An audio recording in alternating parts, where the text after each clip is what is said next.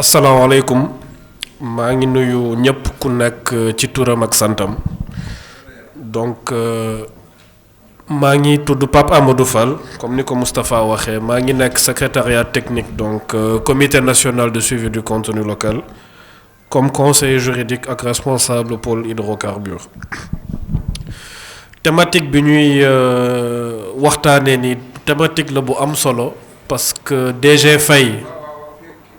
brossé na ko sànq ci yenn aspect donc relatif au contenu local donc man ci lan laay ñëw rek mooy depuis bi ñu tënkee loi bi depuis bi ñu tënkee décret yi lan lañu yan jéego la ñu def ci wàllum contenu local surtout par rapport ak tamit le personnel offshore donc mooy ñu ñuy woowee les gens de mer ak yan perspective tamit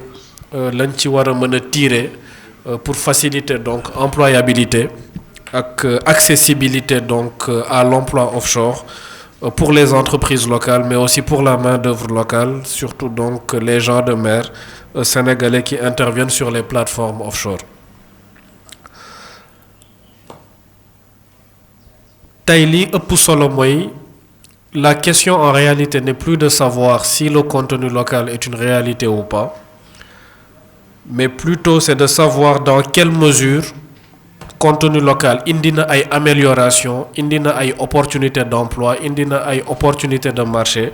donc pour entreprises locales yi. Donc premier axe intervention bi c'est juste peut-être pour tënk le cadre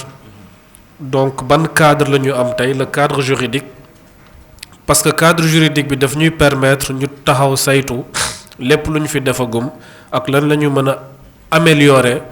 pour que cadre bi gën a mën a jël en compte tous les intérêts de toutes les parties prenantes qui interviennent dans le segment offshore. Fi may tàmbalee rek mooy Sénégal bi muy soog a am pétrole bi muy soog a am gaz day baax ñu ñëwaat ci contexte bi ci ban contexte la ñu amee pétrole ci ban contexte la ñu amee gaz. Pétrole ak gaz bi ñuy def découverte yi entre 2014 ak 2016 dafa fekk ni quasiment amagul woon le cadre juridique maanaam amul woon ay texte amul woon ay loi yi état bi jël pour encadrer secteur boobu du ma ne pétrole ak gaz bi daf ñu bett mais soriwul parce que suñu xoolee depuis découverte yi ak développement projet yi état bi jël na plus d'une soixantaine de textes donc lan lay firndeel rek mooy ni que il fallait que ñu mettre à jour suñu arsenal législatif pour que pétrole ak gaz bu ñuy nekk ça appartient au peuple comme ni ko constitution bi tënkee mu nekk une réalité. Concernant gens de mer yi lu tax day baax ñu fàttaliku contexte bi c'est pour mieux apprécier résultats yi ñu soog a am tey jéego yu ñu am daanaka nag mën nañ ne des na parce que aucune œuvre humaine n'est parfaite. Mais bu ñuy soog a découvrir pétrole ak gaz amul woon benn texte buy régir le travail en mer sur installation pétrolière yi amul woon vide juridique la woon. Tey ñu ngi wax Faye wax na ko ñu ngi wax le ministère du travail mu ngi intervenir ci secteur offshore bi ANAM à travers le ministère des pêches mu ngi intervenir ci secteur bi lan moo indi loolu vide juridique. Vide juridique bi noonu nag la état bi di xool nan la koy combler pour que intérêt marin yi ñu jël ko en compte mais nag état toogul xaar ñu am texte yooyu pour que intérêt marin yi ñu mën ko jël en compte. Madame Seck wax na ko sànq ci discours d'ouverture am man dem naa ci plateforme bi en février 2025 pardon. Pour auditer fa ñu xool gens de mer yi sénégalais yi liggéey ci plateforme Sangomar bi naka lañ toogee ci wàllum liggéey ci wàllum contrat conditions de travail rémunération. Vide juridique boobu taxoon na am na ay salaires yoo xam ni gisoon nañ ko fa ñun sax xawoon nañ ci am tuuti problème parce que mënuñu jàpp ni nit dem géej bàyyi fi sa njaboot bàyyi fi lépp nga def fa 28 jours amoo prime de risque. amoo couverture maladie amoo assurance ba pare salaire bi baaxul te soo wàccee tamit duñ la rémunérer loolu fekk nañ ko ci plateforme bi mais état toogul xaar wala di làkkatu ci vide juridique pour expliquer situation boobu. Contenu local jël ci ay mesures ba société boobu dafa mujjee rompre contrat bi mu amoon sax ak maison de placement bi pour recruter ñooñu directement jël leen ak ci contrat CDI ak toutes les mesures de protection sociale yi mu àndal ba pare yokkaale seen salaire. loolu mën naa ne contenu local dafa aller même dafa jéggi même prérogative li ko yoon jox mais c'est parce que dafa am loo xam ni tamit état mënu ko seetaan. loolu mooy contexte bi ñu fi fekk contexte bi mu ngi fi yan solution la ñu war a mën a trouver pour que ëllëg yooyu du fi amati parce que jaaduwul nga gis sénégalais mu bokk ak poste benn étranger boobu ëppale ko salaire 4 fois à 6 fois te même liggéey bi la ñuy def loolu ñu ngi nekk di ci liggéey pour que au moins écart yooyu inégalité yooyu quand même ñu mën ko raccourcir un tout petit peu pour que au moins sénégalais yi ñu gën a gis seen bopp ci offshore bi. loolu mooy en réalité élément de contexte juste pour expliquer lan lañ fi fekk ñun lan lañ fi jéem a def te société boobu yemul foofu kese am na yeneen société yoo xam ni intervenir nañ pour que au moins seen condition de travail ñu gën ko améliorer. am na benn société boo xam ni presque yokkal nañ leen salaire de plus de 18 à 20% d'augmentation. C'est quelque chose mais mën na gën a baax mais tamit warul tax ñu xeeb jéego yooyu parce que lépp loo gis daa am fu muy commencer.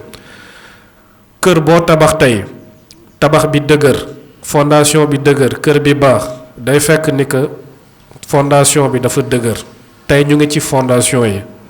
fondation nag yombul parfois mu metti mais suñ ci génnee dinañ am benn cadre quand même boo xam ni dina gën a jël en compte en tout cas seeni intérêt. donc loolu la Sénégal en tout cas def ci wàllum gendarmerie mais de manière plus générale en termes de contenu local cadre am na fi loi am na fi décret am na fi état bi teg na fi ay kuréel yi war a mettre en œuvre donc toutes ces obligations là mooy le comité national de suivi du contenu local ak son secrétariat technique. cadre boobu nag permettre na quand même à ce que entreprises yi gagner ay marché ay entreprises locales surtout ci marché services yi transport logistique approvisionnement. permettre na tamit à ce qu'il y ait une meilleure intégration donc du contenu local dans les biens et services dans le secteur hydrocarbures même si quand même avancé yooyu mën nañ ci gën a liggéey quand même pour que mu gën a notable mu gën a palpable pour que ressenti yi daanaka positif na mais quand même mu nekk loo xam ni vraiment c'est unanime quoi. dëgg la tamit à part ce cadre am na emploi local boo xam ni contenu local liggéey na ci. damay jëlaat beneen exemple bi ñu demee ci FPSO bi fekk nañ fa ay postes yoo xam ni ay étrangers ñoo fa nekkoon postes yoo xam ni ay sénégalais ñoo ko waroon occuper mais dañu appliquer loi bi étranger boobu ñu wàcce ko indi fi sénégalais parce que loolu la loi bi santaane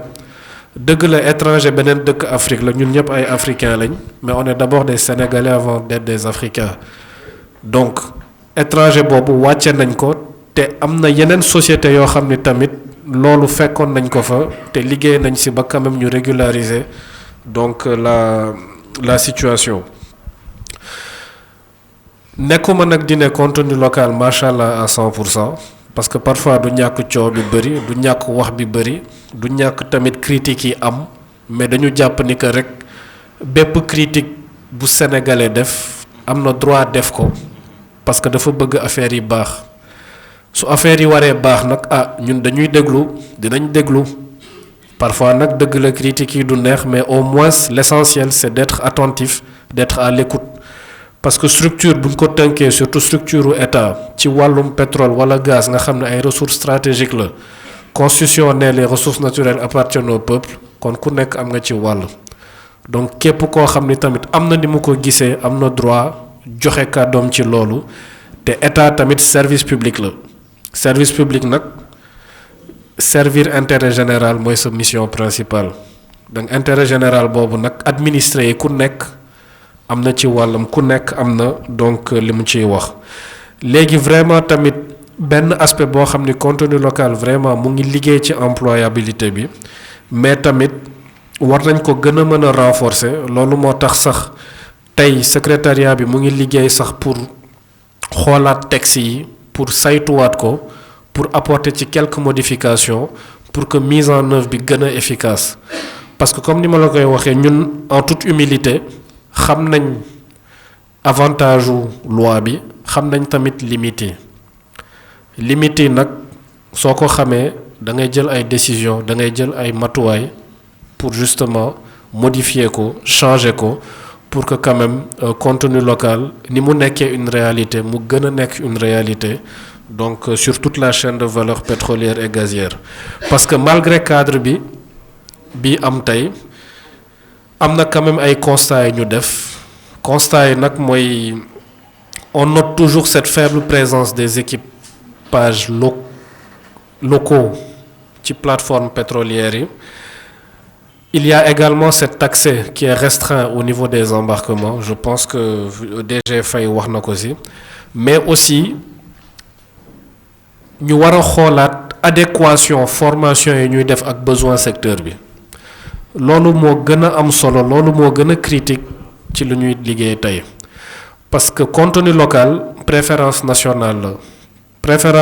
mooy bépp sénégalais bu am entreprise wala bu war a liggéey ci secteur bi moom la ñuy prioriser mais pour que nga liggéey foog nga mën liggéey bi soo ko mënul état bi war a jël ay matuwaay pour former la ba nga mën ko donc formation boobu muy état muy acteur privé foog ñu comprendre déjà secteur bi xam secteur bi nu mu toogee xam secteur bi niñ ko tënkee xam secteur bi lan mooy enjeu yi xam secteur bi tamit yan opportunité lay offrir aux employés xam tamit ñun li ñu am mais tamit lu ñu manqué ci wàllum compétence pour que ñu mën jël ay actions yoo xam ne dina nekk en adéquation ak li secteur bi bëgg am na je pense que SG moo ko wax wala je ne sais plus qui ñëpp a bëgg embarquer ñëpp a bëgg dem offshore tey suñ leen waxoon ni plateforme FPSO Sangomar bi c'est pas plus de 215 personnes maximum ñi intervenir ci plateforme bi ci OIM bi ba ci poste bi gën a suufee poste technicien yi y a 212 personnes maximum parce que FPSO soo ko indee da nga am ay nombre de lal yu ñu limité kon tey suñu formé 1000 2000 3000 personnes mais fu ñu leen di dugal surtout que dañu am ñaari projet yoo xam ni c'est déjà stabilisé muy Sangomar muy GTA li amoon solo kay mooy pour que insertion bi gën a yomb projet yi Sénégal gën a bëri bu ñu am ñaari projet kese mais ñu am 4 5 ba 6 parce que loolu mooy créer volume loolu mooy créer activité loolu mooy créer le besoin donc su ñu amee ñaari projet yoo xam ne FPSO yi ñu ngi fi commencé nañ production tout est déjà stabilisé moo tax au-delà de la formation que nous faisons on doit aussi nous assurer que ñi ñuy former derrière seen insertion dina yomb parce que dara gënul quand même metti nga former nit ba pare amul foo koy dugal moo tax ñu war a bàyyi xel adéquation formation yi ak li secteur bi soxla parce que projet pétrolier ak gazier c'est des projets cycliques ay cycle la y a une durée limitée bépp liggéey bu ñuy santaane dafa am benn durée limitée muy service muy fabrication muy construction muy approvisionnement muy logistique même les prestations de services intellectuels lépp dafa am durée donc former c'est bien mais adéquation formation yi ak besoin réel secteur bi c'est aussi très important mais autre chose aussi il faut que bala ngay former nga am la cartographie des métiers nga am la cartographie des compétences disponibles et des compétences qui ne sont pas disponibles loolu suppose que ngeen ñu war a def lu ñuy woowee audit des capacités locales audit boo xam ne njëkk nañ ko def bi ñuy tënk loi contenu local parce que c'est important ñu ñëwaat ci contexte bi bi ñuy tënk loi bi en 2019 soo leen seetloo entre 2019 bi ñu jëlee loi bi ak décret yi presque 2 ans jàll na parce que premier décret yi ñu ngi koy jël en 2020 2021 lu tax 2 ans yooyu jàll ñaari at yooyu c'est parce que loi bi jël nañ ko mais décret yi ñoo ko war a mettre en œuvre mais pour que nga mettre ko en œuvre dafa am yenn aspect yoo xam ni c'est fondamental état bi xam fu ñu toll ci wàllum niveau de maturation du tissu industriel local moo tax ñu def audit des capacités locales pour xam entreprise yi est-ce que pare nañ pour dugg ci secteur bi est-ce que am nañ toutes les certifications est-ce que seen matériel seen équipement adéquat na par rapport ak normes ak standards yi ñuy xaar ci secteur bi est-ce que main-d'œuvre locale bi tamit pare na pour emploi qualifié yi mais aussi pour emploi non qualifié yi loolu yëpp moo permettre à ce que ñu jël décret classification activité pétrolière et gazière pour que ñu xam chaque activité lan la sénégalais yi mën mais ci kaw ñu lëkkaloo ak partenaires étrangers ak lan la sénégalais yi mënul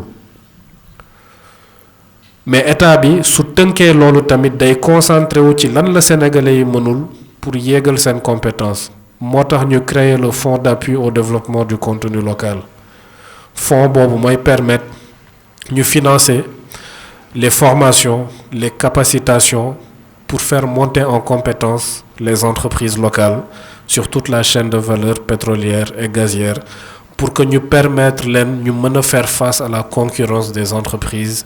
internationales fonds boobu moo permettre à ce que ñu njëkk def la formation tàggat bi ñu def en 2023 formation boobu moo ñu permettre ñu financer certains métiers certaines certifications yoo xam ni sénégalais yi soxla nañ ko muy BOSIET je pense que loolu c'est le problème de beaucoup de gens de mer yi war a yëg ci plateforme yi mais aussi certaines formations par rapport ak les travaux en hauteur les formations en anglais technique yooyu yëpp c'est des aspects en fait jël nañ ko en compte peut-être madame Seck après dina ñëwaat ci aspect formation yi pour gën leen leeral donc lan la secrétariat bi di def comme jéego pour que ñu mën a donc gën a dëggal donc cette politique de formation là parce que dépendrul kese ci contenu local comme ni ko DG Faye waxee structure yu bëri ñooy liggéeyandoo ci même domaine de la formation muy CNSL muy INPG muy école nationale de la formation maritime muy 3FPT muy ADPME donc loolu dafa soxla qu'il y ait une synergie pour que les décisions soient plus efficaces te loolu la état bi nekk di def donc juste pour dire que seen entreprise sénégalaise yi depuis bi ñu mettre en œuvre donc contenu local bi am nañu ay opportunités ci logistique bi ci service de support ci service de prestation technique yi léegi li ëpp solo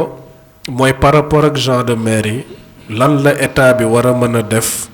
pour gën a yombal leen seen accès ci infrastructure pétrolière ak gazière yi surtout ci métier technique yi ak les métiers non techniques mais surtout métiers techniques yi parce que vraie valeur ajoutée contenu local ci wàllum xam-xam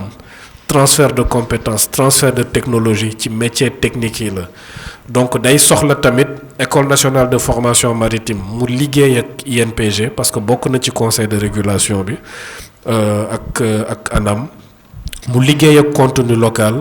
pour que ensemble ñu xool yan formation la ñuy war a mën a joxe lu gën a adapté par rapport ak li ñuy xaar ci FPSO bi bu boobaa certification yi ñuy joxe mu répondre aux normes et standards yoo xam ni compagnie yi ñu ngi koy xaar ci élèves yi génn donc ci sunuy école de formation mais vraiment fi may jeexalee rek mooy gens de mer yi ils sont importants ils sont essentiels dans l'écosystème offshore mënuñu composer offshore sans bañ a composer ak gens de mer yi muy transport muy logistique muy opération de support même sécurité maritime gens de mer yi seen intégration dafa war a gën a mën a en tout cas war na gën a mën a feeñ par rapport ak résultats yi ñu amagum tey mais loolu tamit dafa tax ni que li koy expliquer mooy dafa am un décalage parce que waxtaan tamit il faut que ku nekk ñu wax vraiment li fi am de manière transparente décalage bi mooy par rapport ak potentiel national bi existé en termes de capacité ak marché pétrolier bi nu mu structuré woo décalage boobu nag tant que raccourciruñu ko tant que gàttaluñu ko tout le temps donc problème intégration yooyu day am te état bi vraiment mu ngi ciy liggéey te parce que les gens de mer pourquoi sujet bi dafa complexe pourquoi c'est parfois toujours problématique parce que dafa am plusieurs sources légales xam nga sànq maa ngi wax vide juridique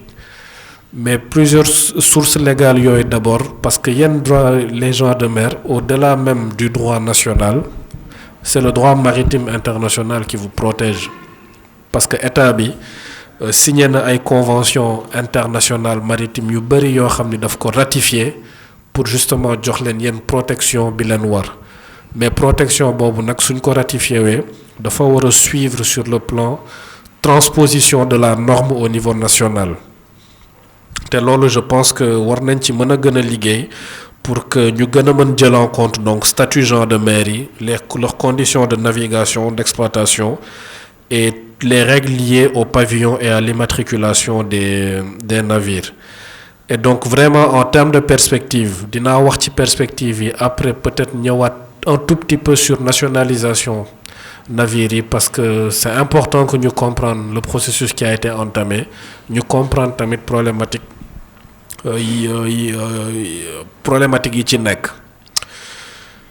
en ce qui concerne donc perspective yi man gëm naa ni après 5 ans am na ay avancées am na ay réussites mais tamit am na ce devoir de renforcer quand même l'employabilité des gens de mer loolu je pense que muy état muy gens de mer ñëpp d'accord nañ ci pour que donc ñu am ay mécanismes yoo xam ni dina leen permettre ngeen intégrer progressivement donc plateforme yi meilleure articulation donc entre la formation et l'emploi suivre aussi les engagements de contenu local c'est extrêmement important def nañ ko ci plan de nationalisation de MODEC parce que MODEC tey mooy sous-traitant principal Woodside ci FPSO bi c'est à son nom ok donc quasiment 80% de ñi fay liggéey ay salariés MODEC lañ ça me permet de revenir un peu sànq parce que posé nañ question ci programme de stage yi parce que MODEC mooy recruter ay stagiaires former leen contenu local def le suivi en matière de transfert de compétences pour que stagiaires yooyu di mën a yegg donc au niveau des métiers supérieurs en tout cas sur une durée bien déterminée plan boobu ça a été déjà travaillé et donc dafay gën a tax tamit contenu local gën a mën a am maîtrise ci locaux yi nekk ci plateforme yi ak yan mécanisme la ñu teg en place pour suivre donc transfert de compétences yi te loolu ça a été déjà fait et gëm naa ni dinañ ci gis ay résultats moo tax c'est important tamit ñuy xool offre d'emploi yi offre de stage yi am yi MODEC di joxe mais aussi yi plateforme capital humain CNSR madame Seck dina ci ñëwaat pour que élèves yi génn ci école yi ñu xam yan opportunité de stage moo fi am parce que stage yooyu surtout bu fekkee ni que MODEC moo leen recruter immédiatement da leen di yóbbu ci plateforme yi donc dootul nekk stage théorique mais pratique te ñooñu après petit à petit dans un plan bien déterminé dinañ yéeg en termes de poste donc je pense que 5 ans après Sénégal posé na ay bases en matière de contenu local je pense que loolu kenn mënu ko weddi les bases sont là maintenant les 5 prochaines années il faudra consolider ces bases là ñu gën ko dëgëral fondation yi gën a dëgër pour que résultat yi gën a am solo et pour finir juste par rapport ak nationalisation wu FPSO bi lu tax nationalisation FPSO bi yombul en 2022 avant FPSO bi di ñëw Sénégal maanaam 2 ans avant CNSL ANAM Woodside Petrosen toog nañ pour xool naka la ñuy def ba jël toutes les dispositions pour que le FPSO qui bat pavillon Bahamas puisse battre pavillon sénégalais. On avait identifié 35 points de discussion qui devait permettre cette nationalisation-là. Parce que li ñu war a comprendre mooy un navire qui bat pavillon étranger ñun sénégaliser ko dafa am ay conséquences sur le plan juridique, sur le plan fiscal également. Tey FPSO bi suñ ko waree battre pavillon sénégalais, il faut déjà que ñu accorder wu sur quel sera le type de navire. Est-ce que ça sera considéré comme un navire d'État ou pas? Ça c'est un aspect yoo xam ni clarifié nañ ko ak ANAM. Parce que selon la nature donc du navire ou pas, en tout cas selon la nature bi ñuy qualifier FPSO bi, dina am ay conséquences sur le plan de la redevance, de l'immatriculation, de la construction, de la sénégalisation et même de la navigabilité. Te FPSO bi tamit su battre pavillon sénégalais, il faut s'assurer que du am ay modifications conceptuelles yoo xam ne dañ ko war a def ci bateau bi pour que mu mën répondre aux normes. Ensuite, ci côté sénégalisation bi tamit dafa am ay dispositions légales réglementaires non seulement nationales mais internationales yu war a appliquer wu parce que pour que FPSO bi nekk navire sénégalais battant pavillon sénégalais, il faut le classer comme un navire MODU. Donc il faut que ça soit considéré comme une unité donc de comment ça s'appelle exactement. Et donc derrière il faut aussi nous garantir le certificat de nationalité. Et pour avoir le certificat de nationalité, il faut que le navire change de propriétaire. Il ne sera plus du niveau de MODEC, mais il faudra que changement de propriétaire mu intervenir ci opérateur bi muy Woodside. Donc loolu mooy mën a garantir le changement de pavillon. Et même pour changer de pavillon day am impact ci armateur bi tamit su ñëwee Sénégal. Parce qu'il y a une série d'inspections aussi qu'il faudra faire au niveau du navire que l'ANAM doit faire. Donc il y a beaucoup d'aspects yoo xam ni c'est vraiment sur le plan technique, juridique, légal, opérationnel yoo xam ni dañ ko war a jël en compte pour que FPSO yi mën a battre pavillon sénégalais. Parce que loolu suñ ko acté forcément dina am conséquence sur le quota minimum qu'il faut avoir en termes de personnel local sénégalais. Loolu c'est réglé au niveau du code de la marine marchande, mais aussi c'est réglé au niveau de la CEDEAO. Parce que c'est une exigence donc légale au niveau national, mais également au niveau communautaire. Donc sama intervention daal ci loolu laa ko doon accès Moustapha. En attendant donc soo leen amee ay questions ñu xool naka la ñuy def ba mën ci tontu. Merci beaucoup.